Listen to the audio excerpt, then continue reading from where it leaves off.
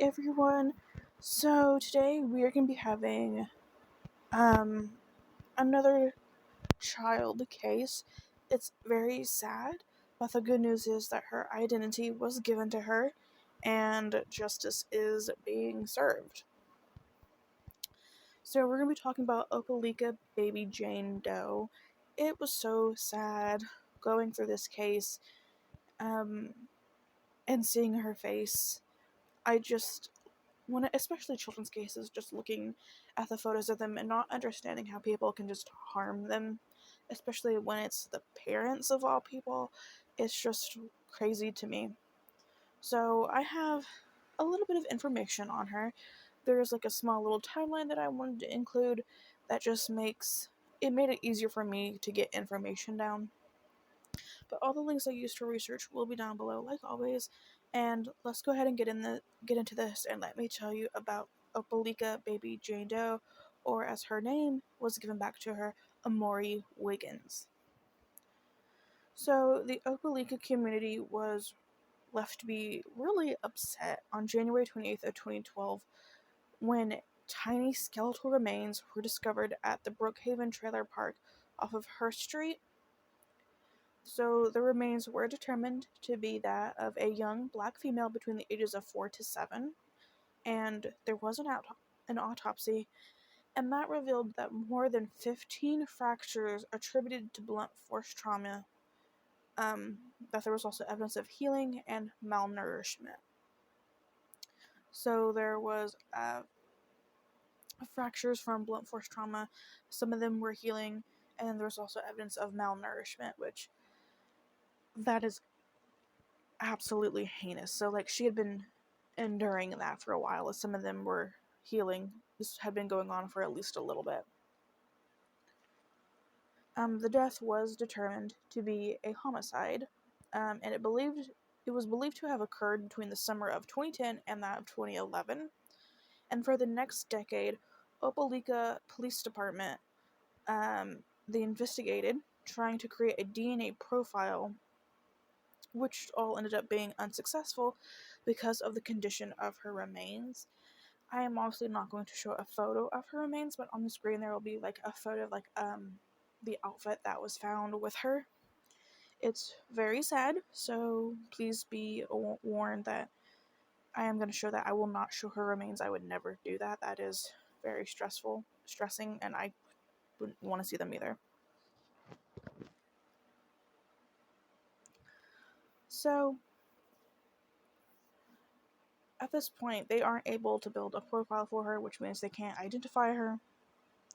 But because of DNA advancement in January of 2022, so last year, DNA was able to be extracted for genealogy testing. So Othram Labs successfully got DNA from her scalp, and Astria Labs got some DNA from the hair.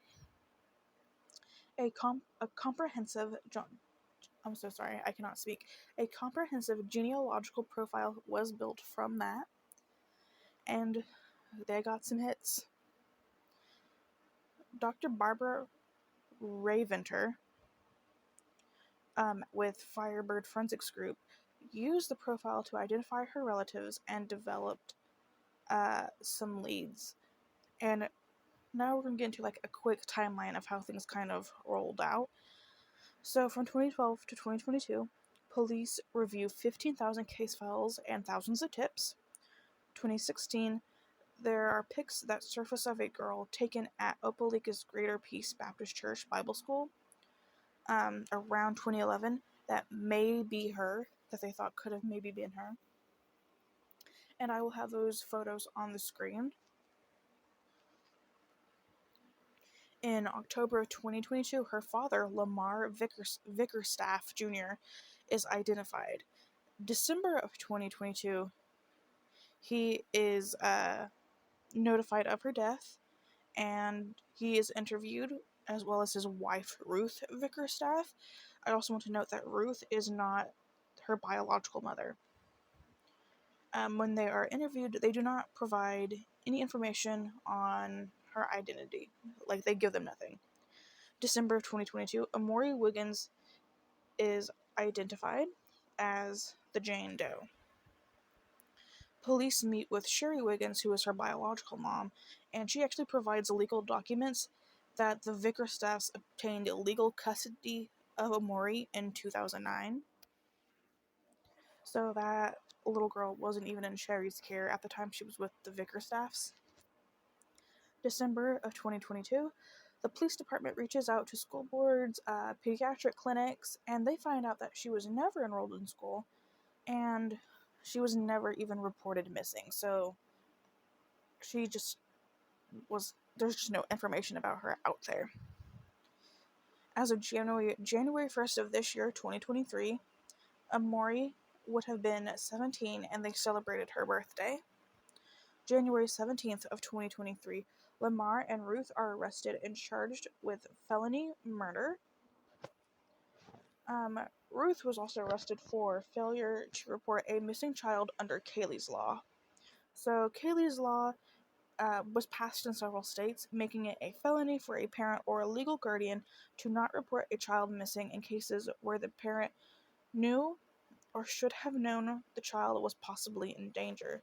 This law was introduced after the Casey and Kaylee Anthony case.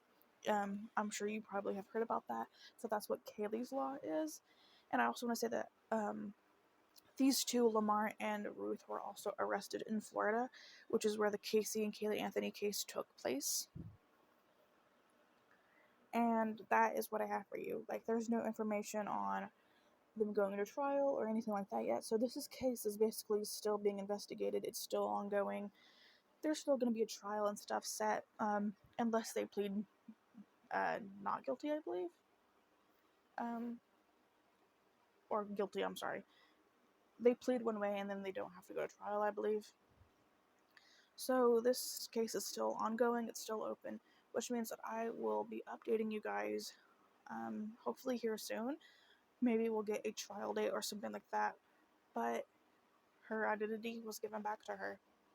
She is little Amore Wiggins. I couldn't find just how old she was or anything like that, but that is her identity, and she was unfortunately believed to be killed by Lamar and Ruth, her father and stepmother.